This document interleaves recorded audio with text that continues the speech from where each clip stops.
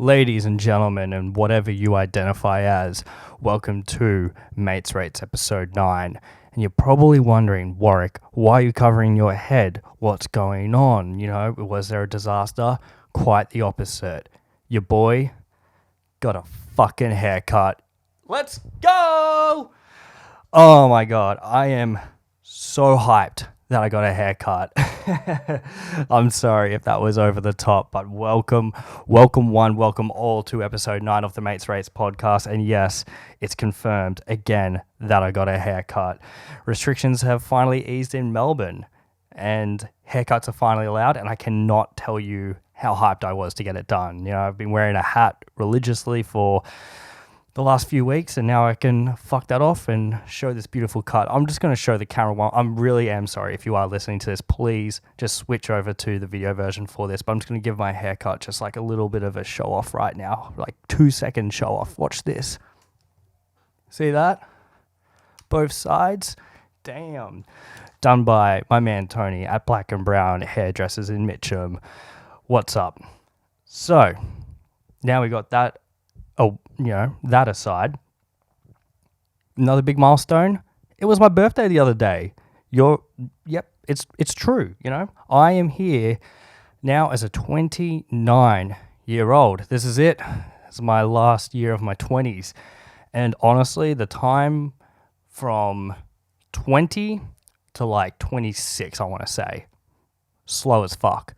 But last few years have flown by. I've never felt better, never felt healthier and greater, and I'm just here having a good time. So I want to kick off the podcast with a story from a previous birthday that I had. I'm not going to go down memory lane and share all of the birthdays that I've had because we'll be here forever.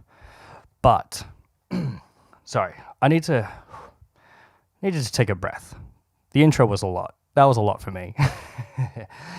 So I had a very memorable 25th birthday, which I would love to share with you all right now on the podcast. So my 25th birthday, I celebrated it in LA while I was on tour. Now, it was a big milestone achievement for me. I was just like, when I was kind of wanting to tour with bands and travel the world and all that type of shit, I said it would be epic to have a birthday somewhere on the other side of the world. And yeah, I was in LA, had my 25th birthday, and it was sick, honestly. Like, it was pretty cool. Had a great time. Sorry, I'm just fixing all my cords here. I'm pretty unprofessional right now because I just don't want to rip this shit out and stop recording. So I thought it was going to be like a big rager. Quite the opposite because, I was on tour and there was like a lot of work involved, but it was still fun nevertheless. So the Trophy House dudes had an acoustic set at like some studio, and that was lots of fun. And then from there to the venue that they were playing at that night, it was like a 15-minute drive, I think. And I was like, sick, we're going to get in plenty of time for load-in. I was going to chill out and have a good time. Naturally, LA showed the fuck up with their traffic, and it took, I think, just over an hour. So yeah, like a 15-20 minute drive turned out to be just over an hour. Classic. Oh, it's such a classic LA thing. I really don't want to be that person, but it's true what you hear about LA traffic. It's a fucking nightmare. But regardless, it was still fun. My boss at Warped Tour, Steph, big shout out to Steph as well. I might see if he can jump on the podcast sometime. He helped with my career a lot. So, by the way, you are hearing my cat in the background. It is prime screaming time for him. So, there you go. You know what? I was going to say, hold up, let me deal with that, and I'll come back. But no, it's just who he is. So he might scream in the background. I'm sorry if you do hear it. But either way, I'm not going to let it ruin our vibe right now. So, yeah, anyway, shout out to Steph. He took me out to pizza at like some restaurant next door for dinner, and it was really cool. And then the record label was there at the show as well, and they shouted me a drink. And I think it was something like, they were like, oh, we'll shout you this one drink, but you got to pay for the rest. And I was like, no sweat. I'm in America, right? Drinks are cheap as hell. Not in LA. So the drink was a G&T was 13 US bucks. So 15 US bucks with a tip. That's like 22 Australian or 20 bucks Australian, something like that for one drink. Like that's absurd. I think I pay maybe 20. Oh, no, sorry. I think I pay maybe 10 bucks for a gin and tonic at a bar here. So I would not pay any more than that. And that's kind of when my night got bummed because I was like, well, I'm not going to spend all this money at this fucking venue like for my birthday. So yeah, I don't know. That was kind of a downer. I know it's definitely like a white privilege thing, but hey, it was my fucking birthday, okay? Was that I'm trying to think. No, that was a different tour. I was trying to think. There was like this after party after another US tour that I did and the last show was at the Roxy in LA. And there was a bar next door, and that was a fucking party. I'll talk about that. Oh, there's not too much of a story on that. Basically, I was really sick, so I was on medication, and I had like 2 gin and tonics. It was a wrap. I was done. I don't think I've been that fucked up and also like having mad anxiety attacks at the same time. That was a trip, honestly, like that night. So, lesson learned, but I'm not going to go into all the parties. What was that? I'm trying to think. There was one other party. I think it was actually that same tour of my 25th birthday. And at the end of that tour, I was staying with Steph, and he took me out to a bar in along Sunset Boulevard. Is that what it is in Hollywood? The one with all the signs on it? There was a bar there, and it was for some record label's person's birthday, and they bought the bar out for the night, and that was fucking lit. I think that was like the first time where I was like, oh, okay, like this is where like LA entertainment life is kind of at. So that was like a pretty cool moment for me, I guess. I don't know. You see that shit on movies and TV all the time, and kids see it now on like TikToks, I guess, like all these TikTokers and other influencers having a party, so throwing these parties at these fuck off big mansions. So it was kind of the equivalent of that. So either way, like my 25th was sick. I got to tick a really big bucket list item off, but at the same time, you know, my 29th was still in restrictions. It was the day before restrictions got announced that they were easing. So we ended up just being at the park with a couple of mates that were in our 5K radius. You know, it was all law abiding and it was great. Had a few drinks, and honestly, it was way better than my 25th. So yeah, happy birthday to me. Yeah, it was definitely a weird vibe, like having it during lockdown, but still made the most of it. And, you know, hopefully in like a week or so, shit opens up more and can start hanging out with more mates. That'd be great. Excuse me 1 second. I just need to reach for my drink. I decided that, you know, having my drink on the other side of the fucking table was a great idea. All right, so restrictions easing. Big deal, you know? Like, I think everyone is really getting like that serotonin boost now. Just in the last couple of days, I've seen a bunch of mates, you know, because 25Ks for us, like for where my wife and I live. See, Leroy says having his little opinion in the background.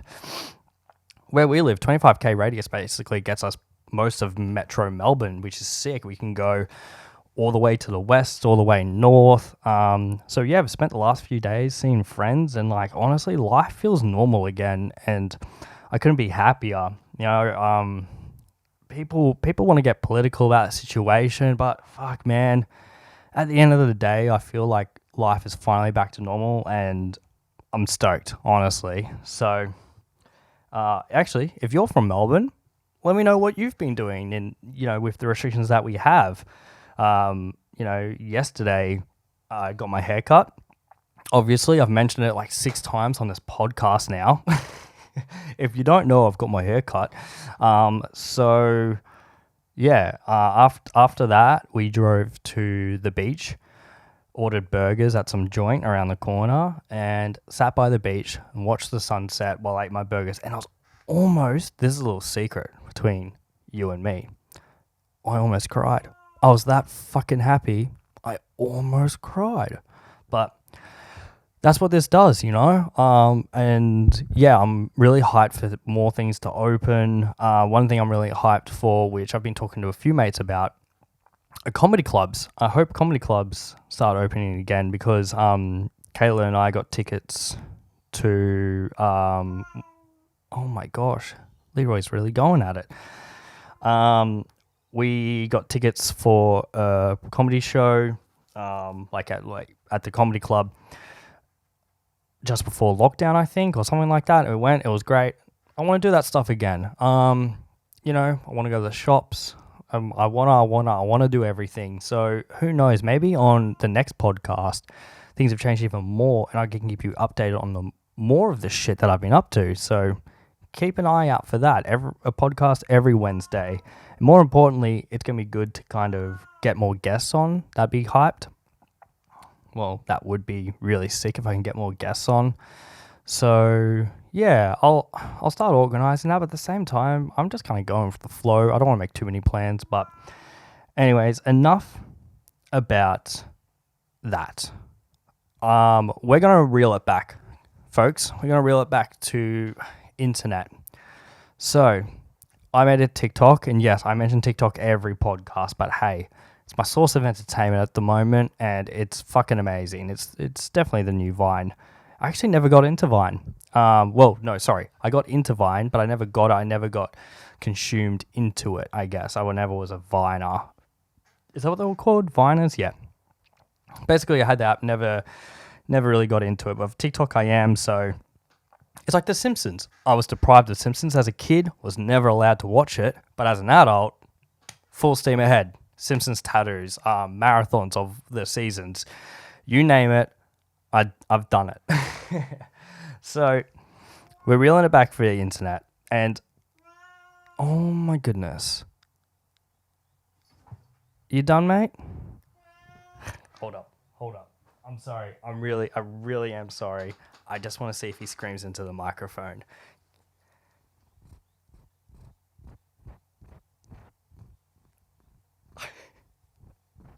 I'm not choking him. I'm just trying to like direct his head to the microphone. All right, he's just purring. All right, I'm so sorry.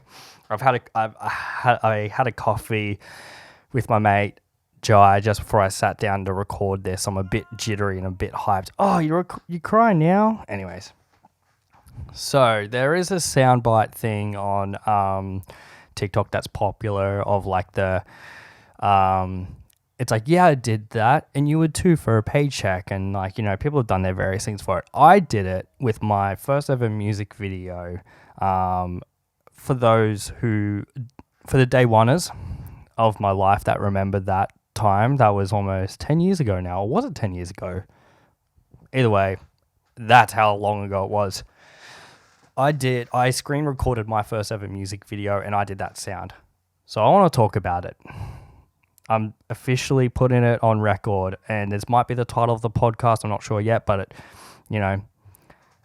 my first ever music video became a meme worldwide. My debut as a music video director, which is what I started out with, became a worldwide meme. I did a music video for a band called Endworld, who, if you remember them back in the hardcore days, they were like the laughing stock of hardcore.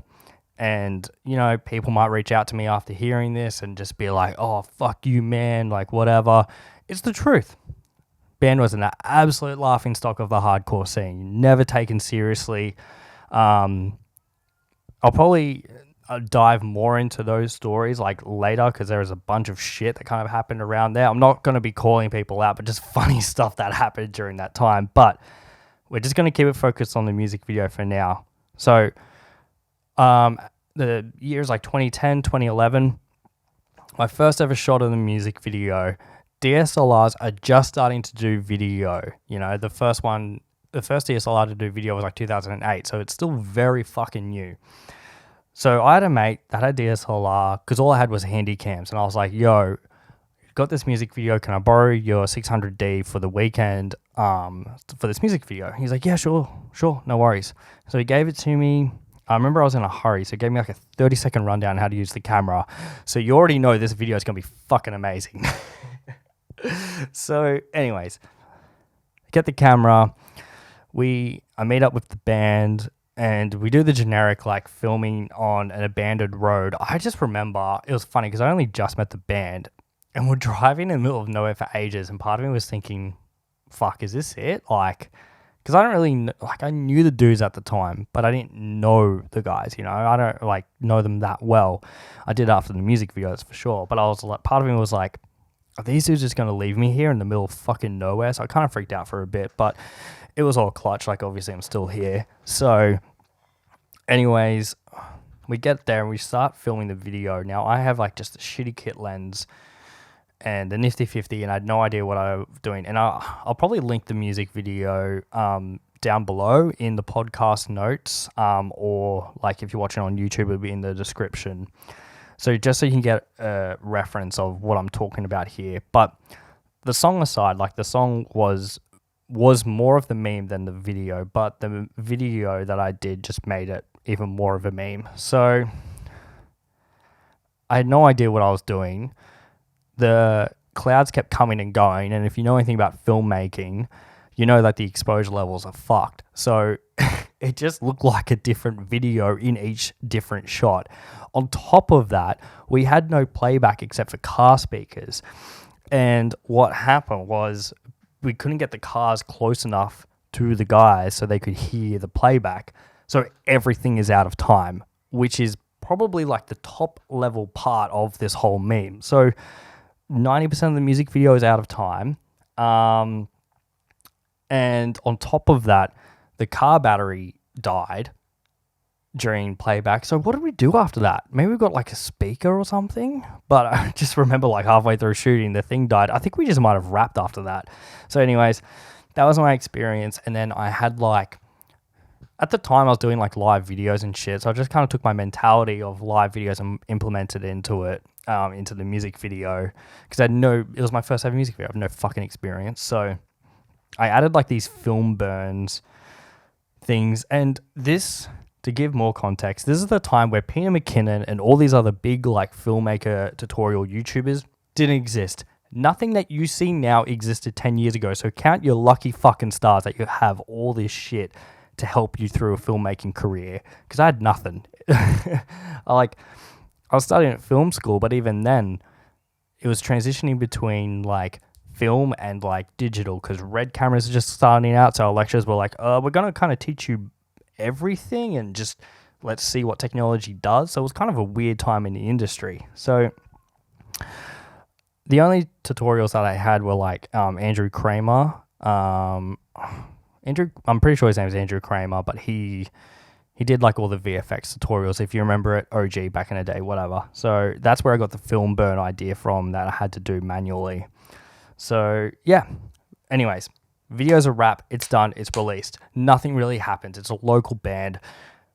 1,000 views maybe, you know, just something really low key. All of a sudden, one day, I woke up so it was on my YouTube channel as well. I woke up and checked my emails. There were thousands of emails from YouTube, and I was like, what's going on here? And this is a time where like I would stay up till 3 a.m. and sleep until 1 p.m. Check my emails, and it's all these YouTube notifications. I'm like, what the hell? So I load up the YouTube video, 50,000 views overnight. Now, you might not think that's viral now, which it isn't, but 10 years ago it was. So 50,000 views overnight, shitloads of comments and like downvotes as well, basically calling me. To this day, I still don't know where it came from. I still don't know how this whole how this whole thing exploded. Like what source? Was it Reddit, or was it hardcore forums? Don't know. Basically, it blew up. It kept growing. It got tens and tens of thousands of views as it went on. And the band reached out and they were like, yo, this is obviously a laughing stock. Just delete it. I was like, cool, no worries. Deleted it. Thought that was going to be the end of it. Nope. someone downloaded it and re-uploaded it. So the meme still exists to this day. And one thing that I've always done is I've just owned it. There was this time where I kind of disassociated myself from it, only because I was trying to be taken seriously as someone to do music videos. So I want to be known as the dude that did like this big viral meme. By the way, I think it got to like 300,000 views before it got deleted. Like, that's how fucking big it got for a band. It was like their first ever EP, you know? Anyway, so I was left to kind of deal with this meme, and I was like, like 19, 20 years old when I did the video, and that's a lot to deal with at the time. If that happened now, I wouldn't give a shit. I'd be like, whatever, like, it's funny. I'd own it even more so. But I think I have probably done videos that, not to that level of meme, but I might have done other, not music, maybe music videos, maybe other videos, whatever. What I'm trying to say is, like, at the time, it was really hard for me to deal with, because I was just like, oh, fuck, like, I'm trying to be taken seriously by bands and labels, and I've got this that everyone's making fun of me of in Brisbane. But so for a while, I just kind of stopped. I just kind of buried it and just kind of hoped that people wouldn't know it was me. So every time I pitched to a band, I would never mention it or anything like that. But now, so I only did that for a couple of years, but now I just fucking own it, because it is hilarious. Like, that's a crazy story to happen from your first ever music video that becomes a meme. And the contents of the song, this is a warning. The contents of the song are a bit hectic. They're very misogynistic. I'm not excusing it whatsoever, but a lot of hardcore bands were doing that at the time, creating songs that were... All right, I'm trying to be very careful with my words here. I shouldn't be laughing about it, but being misogynistic towards like girls that's cheating and things like that. So I'm not saying it's justified, but a lot of hardcore bands were doing it back in the day. I actually mentioned it the other day, the other podcast episode about the Acacia strain and Amua with like their beef and stuff. Like, you know, they had that famous line of tell me how your girl, I can't remember. I'm not saying the line either, because I don't want to get in trouble for anything, but either way, that's what was happening then. And so, yeah, if you do listen to it, please, it is a warning. It is very fucking offensive, really. But we're moving on from that. And in the future, I'll probably talk more about it, because it is a pretty funny thing to happen. The video becoming a meme, of course, not the song. Let's be very clear with that. So, speaking of being offensive, I'm late. I'm 6 months late to this, okay? So, fucking forgive me. WAP is not offensive, okay? Just stop with that, all right? Like, when that song came out, it was huge. Like, it still is huge, but when that song came out, all these different opinions of like, oh, this is so offensive, people shouldn't be listening to this. See, even Leroy agrees. He's like, yo, that shit was fucking hectic as a song. Isn't that right, mate? All right? Are you going to go out of the... he's left the room. So, WAP isn't offensive. I am going to say it, but, you know, when I grew up listening to rap, when rap was, like, big in, like, the 90s and the 2000s, there was, like, the same kind of thing. That, like, this rap is offensive, it's misogynistic and all this kind of stuff, but that's just how rap was and kind of still is. Like, I'm sure there's rap artists still, you know, having songs about girls sucking their dicks and whatever. But WAP is just the female version of that, and like, I think the landscape has changed with the internet and like everyone has their opinions. So yeah, like people saying it is offensive now, but it's not. It's just rap, okay? So I don't know. I don't know what really I was kind of going on with that, but it's ridiculous. I say with WAP, own that shit. You know, they wrote it. It's huge. Props to Cardi and Megan Thee Stallion. It's a fucking mad song. And even Kylie Jenner, is it? That's in the video. Props to her. Props to everyone. Honestly, props all around. So, going on from that, I wanna wrap it up by saying I watched a video the other day. Really interesting video.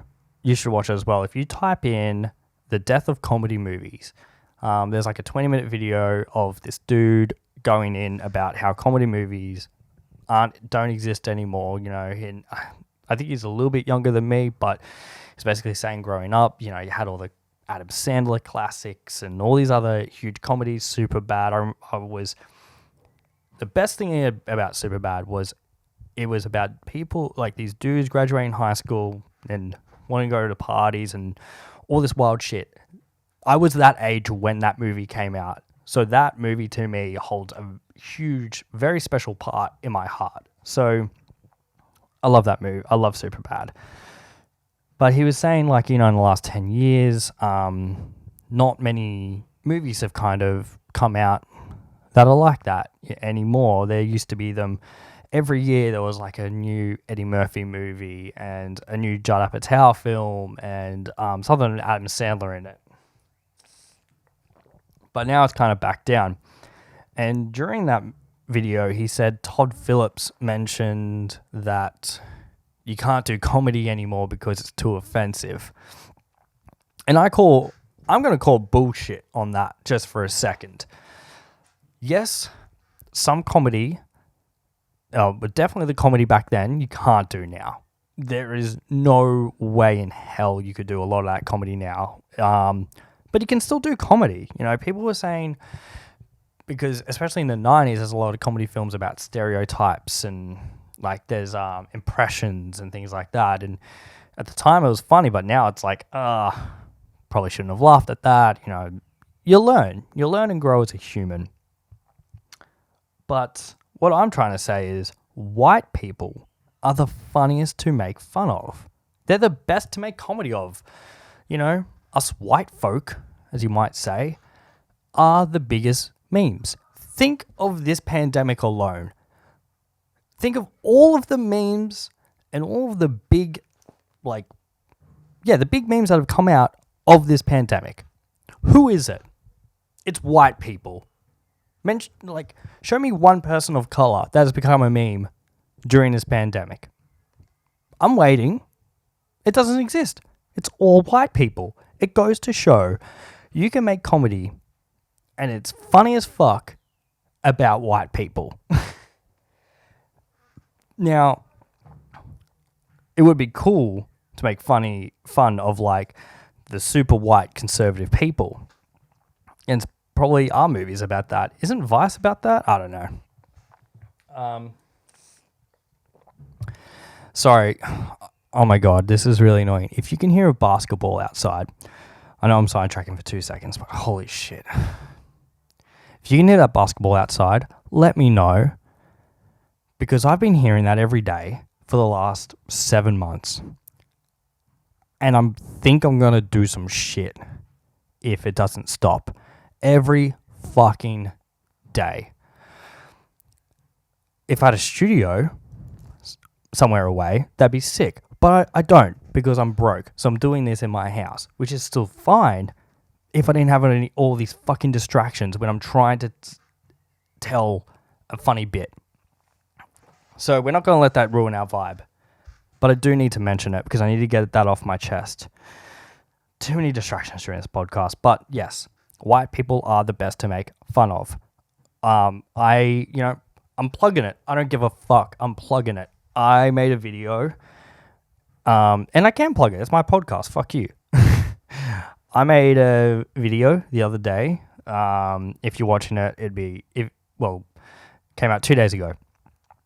About the Karen from Melbourne. She's back in the news. Current Affair did a piece on her, and I had to make a video about it. And I was just watching that whole video, and it's just, a Current Affair is just white people central. You know, that's just like, it's just what white people watch. And that's why I find it so funny, and that's why I want to make more videos about it, because I'm watching this. I'm like, how is this news? And that's the joke. It's just white privileged people that complain about the most basic things in the world, and they make like a whole video about it.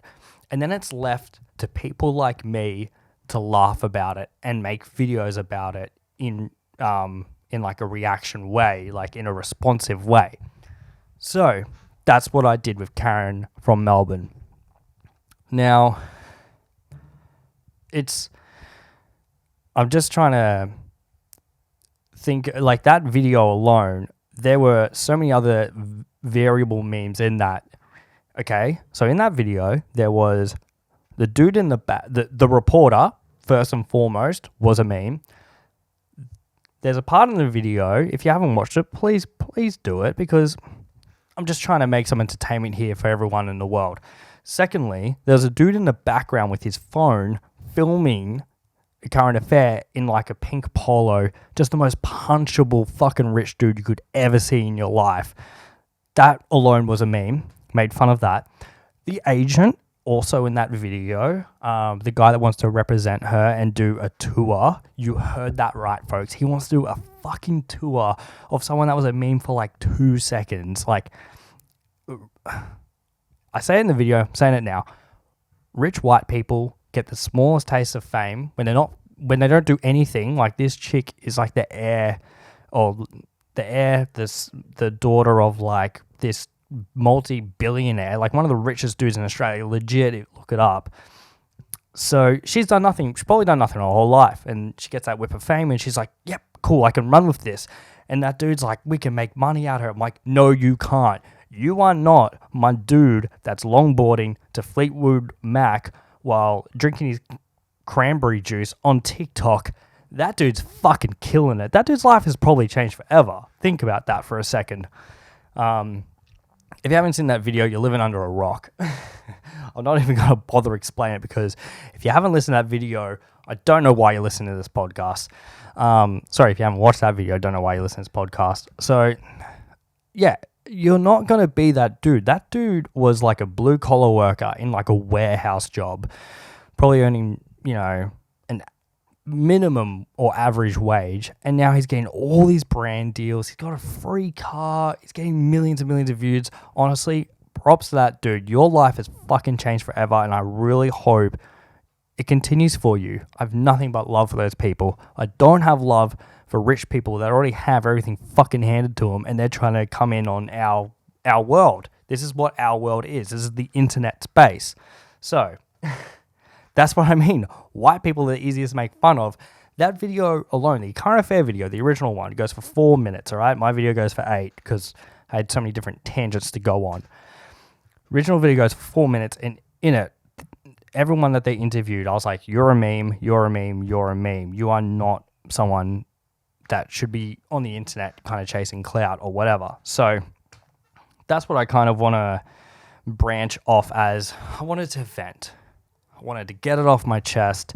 So yeah, Karen from Brighton, you will not be an internet sensation. You're just trying to cling on to any type of fame that you can get, I guess. So yeah, those are kind of all my notes, but I kind of don't want to leave it on that, I feel like that was a bit of an aggressive note to leave it on, folks. Well, again, I'm going to keep plugging myself because this is my podcast, and again, I can do whatever I want, but I did a TikTok about Tony Robbins, and it's literally just like a section from my Tony Robbins video, and I just checked on TikTok. It has blown up, and I know I said in my first podcast back, I had a TikTok that blew up, but no, this is really taking off. It's at like 8,000 views now. Today alone, it's gotten a couple of thousand views, and endless comments and likes, follows, whatever. Definitely various opinions. And like part of me, like I see it now, and I'm like, oh, I posted this like, I don't know, like 2 weeks ago now on TikTok, and I'm like, I kind of want it to like die off, but it's good because it keeps the engagement going. But people are having a debate in it, and this is another serious thing that I'm kind of talk about, but whatever. Someone made a comment that Tony Robbins saved his life. And no, that's offensive to yourself. If you're listening to this and say, for example, you're one of those people that say music saved your life, I want you to stop right now. I want you to stop saying that somebody else saved your life or something else saved your life. Stop giving credit to other people for the hard work that you've done. You know, it took me a long time to do that. I have been in a very unfortunate position of that. I'm not going to go into that because it's way too depressing. But what I will say is the day I started giving credit for myself that I saved my life, the day my life just got so much better. I have so much more confidence now. You've probably seen it in like my YouTube videos even. I've just got more confidence now in this podcast, more confidence. All because I started giving myself props for the shit that I've done instead of thanking other people. And I replied to this dude that said this on the TikTok video. And I said, no, stop giving multimillionaires credit for the work that you've fucking done. You know, you deserve all that credit. So honestly, that person's not going to watch this fucking podcast or listen to this. But if they do, and if you are watching it or listening to this and you feel some kind of ways, give yourself that fucking credit. Your life will change forever. I'm not here. Yo, I'm becoming Tony Robbins right now. What the fuck? Give me millions of dollars. But honestly, give yourself that fucking credit that you deserve. Your life will change forever the second you do. Trust me. Yeah, and on that note, I think I'm becoming a motivational speaker. Nah, I digress. But yeah, it's been cool opening the debate and everything for everyone for that video. But I did just want to kind of get that point across. And yeah, I think that's kind of ending on a high. It's ending on a good note. So again, thank you so much for tuning in to another episode. Again, with restrictions, let me know what you're hyped for. I feel like this podcast and my YouTube channel and everything else in the future, you're going to get a lot more high energy shit. You're going to get guests on. No, sorry. I'm going to get guests on. And they'll be my mates and we'll chat about shit. And there's going to be a lot more content coming in the future, obviously, because I'm treating this like a job. I'm showing up every fucking week for both channels. But yeah, I'm hyped for more things to open so I can go out more, experience more things, share it with you guys and gals and whatever you identify as. So again, I think I'm going to wrap it, guys and gals and everything in between. Whatever you are here, you are loved.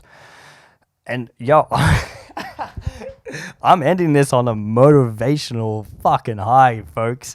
So again, thank you again for tuning in to another episode of the Mates Rates podcast. If you have gotten this far in, drop a comment, you know. I don't know why I'm saying that, but it's whatever. Honestly, though, thank you again for tuning in to another episode. If you are watching this on YouTube, please remember, as always, like, comment, subscribe. Tell your friends about it if you wish. Either way, I'm not too fussed. But if you are listening to this on iTunes, give it a rating. Rate it 5 stars, please. Don't give it a 1-star rate. Don't be that person. Give it a 1-star. Give it a 5-star, because the more engagement you give this podcast, the more people listen to it. And I don't want this to grow. I don't want to be Joe Rogan, but if you just kind of get some more friends involved and introduce them to this podcast, I feel like our community is kind of growing a little bit. You know, we've got some more friends coming to the party, and I want to be friends with all of you. And you know what? I fucking love yous. I'm going to say it. I fucking love each and every one of you. Okay? So, again, all right, it's a wrap, folks. Thanks again for tuning in another episode. Next week's episode, it's episode 10, and we got some spooky shit coming for you because it's fucking spooky season, baby. All right. Have a good one. And I'll catch you guys next week. Peace.